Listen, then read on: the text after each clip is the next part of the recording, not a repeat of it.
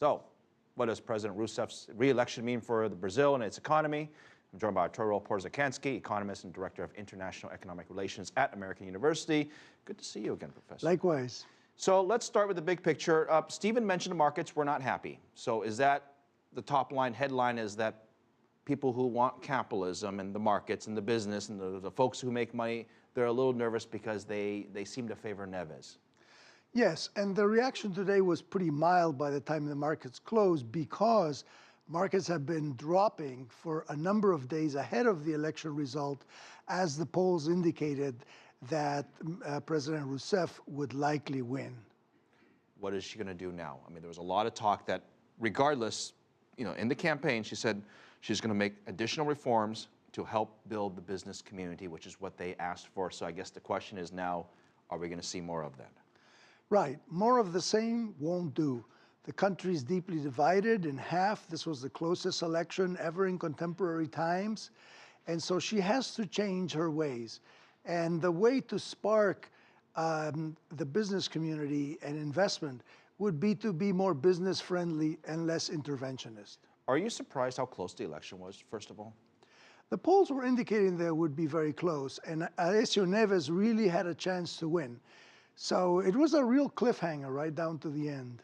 And now the time has come that she has to unify the country once again, because after every one of these big elections, no matter where you are in the world, the first thing you hear about is how they have to bring the two sides together. So the question is she able to do that successfully, in your opinion, in a short term? Well, we shall see. She obviously has to borrow some of the elements of the agenda of her contender and make them her own. And she also has to deal with a Congress and a set of governors around the country that is more divided than before. But fundamentally, she has to signal that the state will be less interventionist and more business friendly in the years to come. What does that mean when you say business friendly? We throw that term out a lot. Business friendly, business friendly, business friendly. But when we talk about policies, what is a business friendly policy that you'd like to see on the table? Well, lower taxes rather than higher taxes. A lower protectionism rather than higher protectionism, less interference in the central bank and other agencies rather than more regulation.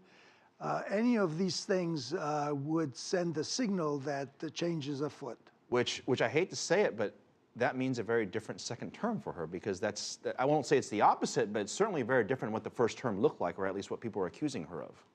Yes, but she could do some self-examination and come to the conclusion it didn't work. The economy has been pretty much stalled for the past 4 years. Inflation has been too high by their standards.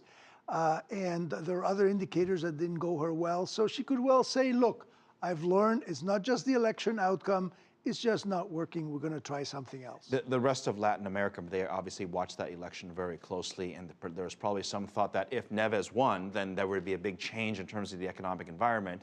But at the same time, there's something to be said with sort of knowing who the administration is and sort of the status quo as well. What do you think the neighbors think? I would say that the neighbors are relieved because most of them are center-left.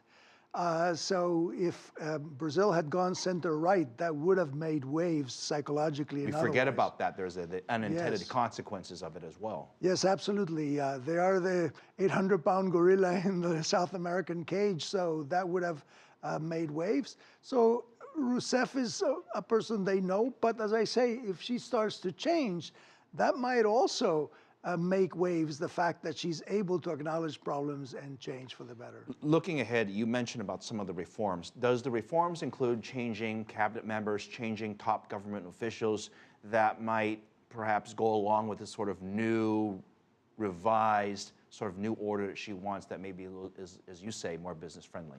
Yes, indeed. House cleaning is well, you said house cleaning. House cleaning is really would be a very good signal. She's already said that the finance minister would be a different one, so knowing who it will be a signal.